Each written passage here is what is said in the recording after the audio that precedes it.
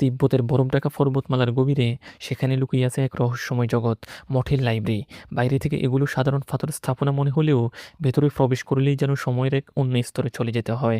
এই লাইব্রেরিগুলো শুধু বইয়ের সংগ্রহ নয়, এগুলো জ্ঞানের ভাণ্ডার, গোপন ইতিহাসের সাক্ষী আর বহু অজানা রহস্যের আধার। শত শত বছর আগে বৌদ্ধ ভিক্ষুরা এখানে হাতে লেখা পুঁথি সংরক্ষণ করতেন।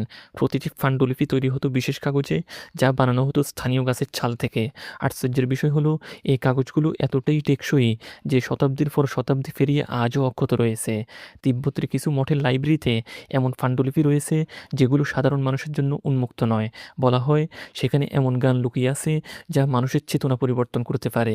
কিছু ভিক্ষু দাবি করেন এই গোপন গ্রন্থগুলোতে এমন মন্ত্র ও ধ্যান পদ্ধতি রয়েছে যা মানুষকে ভিন্ন মাত্রার অভিজ্ঞতা দিতে সক্ষম।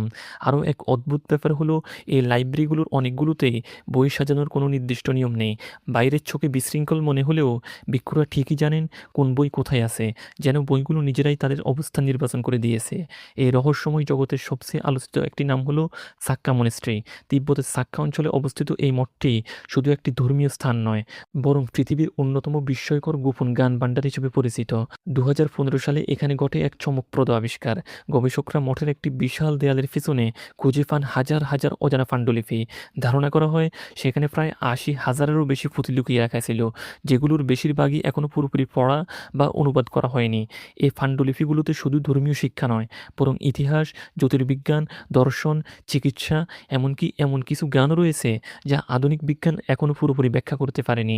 সবচেয়ে আশ্চর্যের বিষয় হলো, এই বইগুলো কোনো আলমারিতে নয়, বরং দেয়ালের ভিতরে স্তূপ করে রাখা হয়েছিল। কেন, কেউ নিশ্চিতভাবে জানে না। অনেকের ধারণা আক্রমণ বা ধ্বংসের হাত থেকে বাঁচানোর জন্যই এগুলো গোপন করা হয়েছিল। আরও রহস্যময় বিষয় হলো এই পাণ্ডুলিপিগুলোর ভাষা। কিছু লেখা প্রাচীন তিব্বতী, কিছু সংস্কৃত, আবার কিছু এমন ছিন্নে লেখা যা এখনও সম্পূর্ণভাবে ডিকোড করা সম্ভব হয়নি। ফলে এগুলোর মধ্যে হয়তো এমন জ্ঞান লুকিয়ে আছে যা মানব সভ্যতার ইতিহাসে বদলে দিতে পারে। রাতের বেলা এই লাইব্রেরিগুলো আরও ভিন্ন রূপ নেয়। অনেক ভিক্ষু বিশ্বাস করেন গভীর রাতে কিছু পাণ্ডুলিপি নিজে থেকেই খুলে যায়, আর বাতাসে ভেসে আসা অজানা ভাষার ফিসফিস শব্দ। কেউ কেউ দাবি করেন তারা এমন ছায়ামূর্তি দেখেছেন যারা এই গ্রন্থগুলো পাহারা দেয়।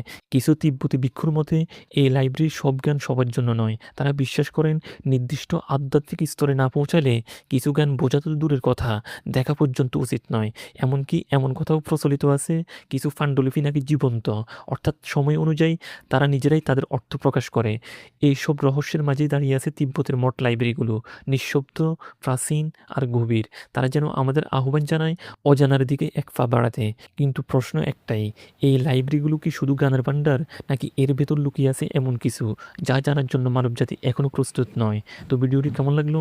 ভালো লাগলে চ্যানেলটি সাবস্ক্রাইব করে ফেলুন। আল্লাহ হাফেজ।